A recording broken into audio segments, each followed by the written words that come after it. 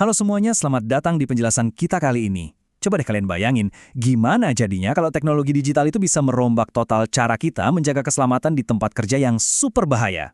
Nah, hari ini kita bakal membahas sebuah inovasi yang menurut saya sih luar biasa banget. Kita bakal melihat gimana sebuah laboratorium yang ibaratnya masih seumur jagung, masih dalam tahap pengembangan, bisa membangun standar keselamatannya dari nol sampai jadi sesuatu yang futuristik. Lewat apa yang namanya ESOP. Yuk kita bedah bareng-bareng. Biar lebih gampang nangkepnya, kita bakal ngelewatin 5 tahapan krusial nih. Pertama, ngomongin pentingnya keamanan mesin CNC, terus merancang standar prosedur barunya, ngebangun sistem ESOP digital, proses integrasi mesin lewat QR Code, sampai ke tahap implementasi dan evaluasi penggunaannya. Yuk, langsung aja kita mulai. Bagian 1, pentingnya keamanan mesin CNC. Semuanya ini bermula di program studi teknik mesin. Di sana, ada seorang aparatur sipil negara, Bapak Muhammad Faizin, yang lagi ngadepin tantangan operasional yang bener-bener nyata. Beliau sadar betul kalau terus-terusan ngandelin dokumen fisik buat hal sekritis keselamatan kerja, wah, itu sih mimpi buruk administratif. Kertas-kertas itu susah banget dilacak, gampang sobek, dan hampir mustahil buat dijaga konsistensinya sama mahasiswa dan laboran yang lagi sibuk-sibuknya di lab. Satu hal yang bikin inisiatif ini patut diacungi jempol adalah kecepatannya. Percaya nggak percaya ya, dari mulai ngebentuk tim di pertengahan Maret sampai evaluasi akhir di penghujung April, seluruh perombakan besar ini dieksekusi dalam waktu kurang dari 2 bulan. Gila kan? Tanggal 16 Maret mereka matangin draft, nggak lama SOP fisik udah tervalidasi. Masuk bulan April, tim ini benar-benar ngegas. Dari bikin desain web, nempel QR Code, sampai ngelakuin evaluasi komprehensif. Ini benar-benar bukti nyata dari kolaborasi yang super gesit antara tim, mentor, dan pimpinan universitas. Masuk ke bagian 2, merancang standar prosedur baru. Nah, sebelum nulis satu baris kode pemrograman pun, tim ini sadar kalau mereka harus bikin aturan dasar yang solid dulu. Ibaratnya nih, teknologi secanggih apapun kalau nggak ada fondasi aturan yang kuat, ya nggak bakal ada gunanya di lapangan. Makanya, mereka ngumpul, rapatin barisan, dan konsultasi intensif banget sama para validator dan mentor. Tujuannya, buat ngerancang draft standar keselamatan yang benar-benar nyambung sama kerasnya realitas di laboratorium. Yang bikin draft ini makin keren adalah fondasi legalitasnya. Draft SOP baru ini nggak dibikin asal-asalan dari hasil tebak-tebakan doang. Semuanya itu benar-benar nginduk secara ketat ke regulasi yang udah diakui. Salah satunya standar internasional SNI ISO 21001-2018 tentang sistem manajemen organisasi pendidikan. Lanjut ke bagian 3, ngebangun sistem ESOP digital. Begitu masuk bulan April, aturan-aturan fisik yang tadinya kaku mulai diterjemahin ke dalam wujud barunya. Di titik inilah tim mulai ngerancang sebuah sistem ESOP digital yang responsif, pintar, dan pastinya ramah banget buat dipakai sehari-hari di lab. Kalau kita ngomongin fiturnya, desainnya itu dibikin murni buat ngejawab kebutuhan praktis.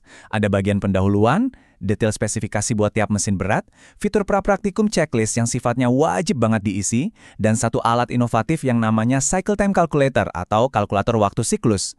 Semua fitur ini diracik bukan cuma biar kelihatan canggih atau futuristik ya, tapi benar-benar buat mangkas keribatan operasional sehari-hari para mahasiswa. Biar gampang ngebayanginnya, mari kita lihat gimana kalkulator waktu siklus ini dipakai di lapangan. Bayangin ada seorang instruktur yang lagi ngejelasin ke mahasiswanya. Kira-kira gini, kalian cukup isi aja nih jarak potongnya, misalkan 69 atau 100, terus biarin sistem yang hitung estimasinya.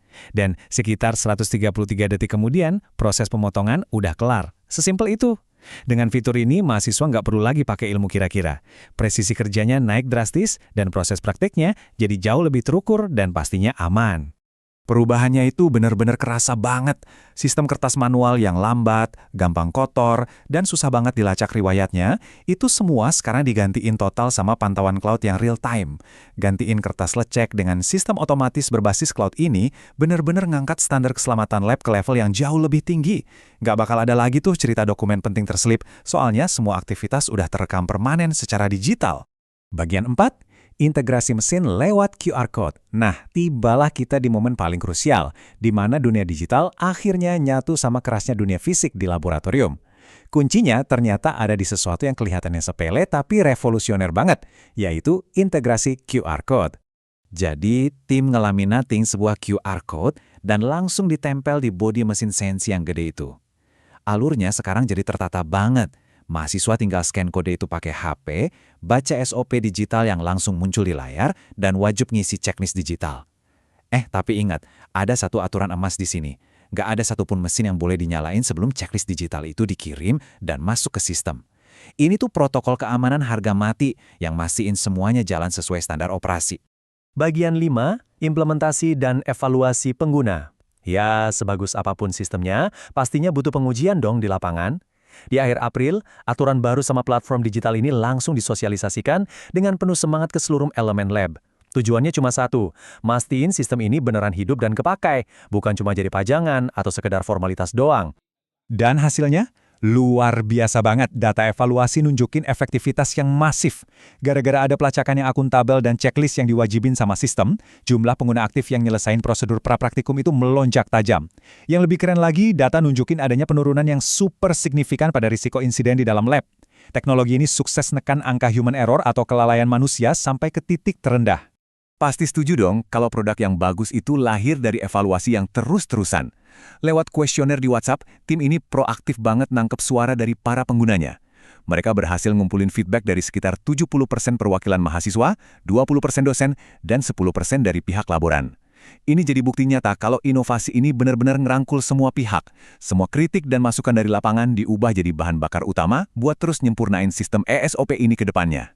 Oke, sekarang mari kita tarik nafas sebentar dan lihat gambaran besarnya. Pelajaran apa sih yang bisa kita ambil? Ternyata, sebuah langkah yang kedengarannya sepele dan detail banget, kayak sekedar ganti absen kertas jadi QR code di satu lab, itu bisa bikin gelombang dampak yang gede banget. Proyek ini bahkan sukses dukung misi kelima Fakultas Teknik secara langsung. Ini ngebuktiin kalau mewujudkan tata kelola organisasi berbasis iptek dengan pantauan yang berkelanjutan, ternyata bisa dimulai dari langkah sesederhana ngerapihin ruang praktek mahasiswa. Angka 8. Ya butuh 8 langkah aktualisasi Latsar yang super intensif untuk mewujudkan transformasi besar ini. Mulai dari merumuskan gagasan awal sampai akhirnya menyelesaikan evaluasi dan monitoring. 8 langkah ini benar-benar menunjukkan tingkat dedikasi yang tinggi banget buat menuntaskan transformasi kelembagaan. Dengan sentuhan teknologi hari ini, menarik buat dipikirkan kan? Terima kasih udah ngikutin pembahasan kita kali ini dan sampai jumpa di eksplorasi materi berikutnya.